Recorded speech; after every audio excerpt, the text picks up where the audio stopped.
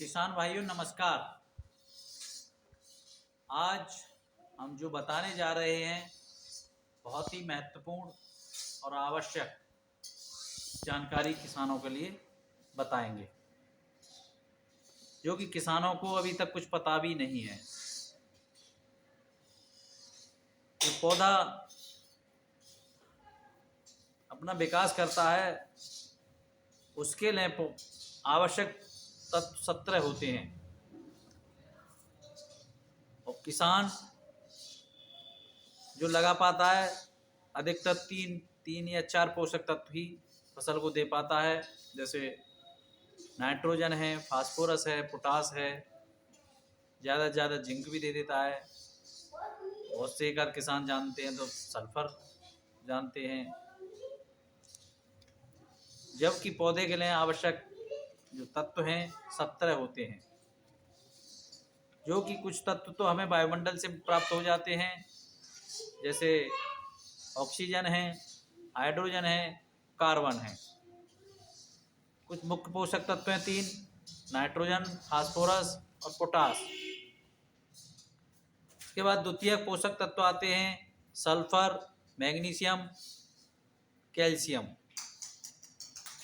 कुछ सूक्ष्म पोषक तत्वों में आते हैं आयरन है, जिंक है, मैंगनीज है, कॉपर है, मोलिब्डेनम है, कोबाल्ट है, बोरान है, और जो 17वां पोषक तत्व है निकेल। ये जो हमारे जो मैंने पोषक तत्व 17 गिनाए हैं, ये फसल के लिए उतना ही महत्वपूर्ण है जितना कि नाइट्रोजन। मान लीजिए कुछ पोषक तत्व तो बहुत ज़्यादा लगते हैं, लेकिन कुछ तत्व बहुत ना के बराबर लगते हैं, लेकिन महत्व उसका उतना ही है। जबकि हम मृदा परीक्षण करते हैं तो हमारे यहाँ की ज़मीनों में आयरन, कॉपर, जिंक ये सब कुछ कम ही आती है और किसान इसको नहीं लगाता। जबकि आवश्यक तो ये भी है भाई, संतुलित तो भोजन हम लेते हैं, उसमें अचार भी होगा, घी भी होगा, दही भी होगा, रायता भी होगा, तभी तो हमारा पूर्ण भोजन होगा। ऐसे पौधे के लिए पौधे के लिए सब भले ही कम दो, लेकिन कम चलेगा, लेकिन होना चाहिए। हमारी थाली में ये चीज़ें होंगी तभी हमारा ऐसे ही पौधे के लिए, जब पौधे के लिए नहीं है देंगे इस पोषक तत्व तो पौधा अस्वस्थ होगा।